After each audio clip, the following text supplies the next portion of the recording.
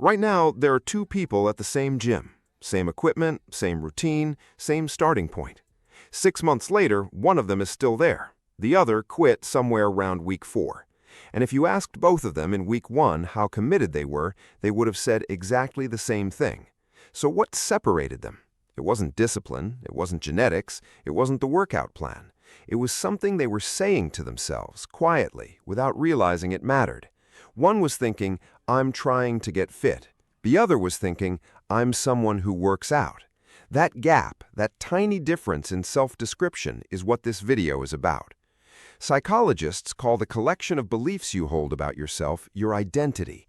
And before that sounds like therapy speak, stay with me because this is more practical than it sounds. Your identity is a set of rules your brain uses to make decisions automatically. You don't decide every morning whether to brush your teeth, you just do it because you became someone who does. The behavior stopped needing motivation because it got absorbed into who you are. The same process works, or fails to work, for everything else you're trying to build. When you say, I'm trying to go to the gym, your brain files that under temporary. But when you say, I work out, your brain files that under who I am.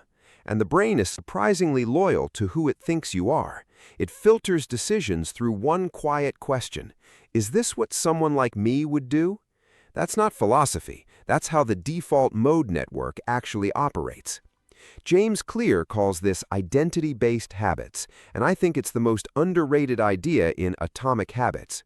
Most people set outcome-based goals, lose the weight, write the book, save the money. Those goals are fragile. When motivation fades and life gets in the way, there's nothing holding the behavior in place.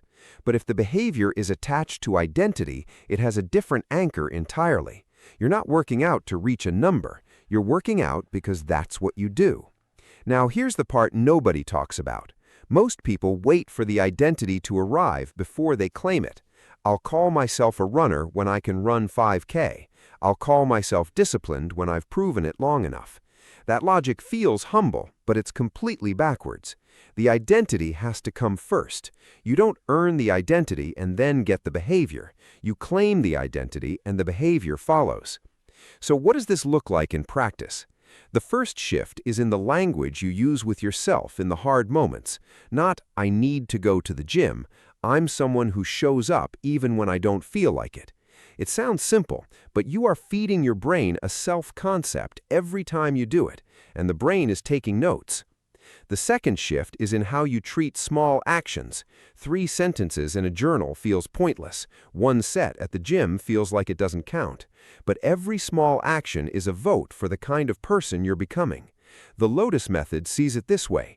You're not trying to write a page, you're casting a vote for being someone who writes. The repetition is the point, not the outcome. The third shift is in how you handle missing a day, because you will.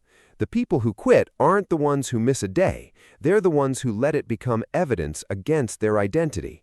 I missed the gym, I guess I'm just not a gym person. That one sentence does more damage than the missed workout ever could. Missing a day is just mud. The identity is still there tomorrow. So here's my question. What's one identity you've been waiting to earn instead of just claiming? Write it in the comments. Not I want to be, just I am. And if this made you think differently, consider subscribing. Until next time.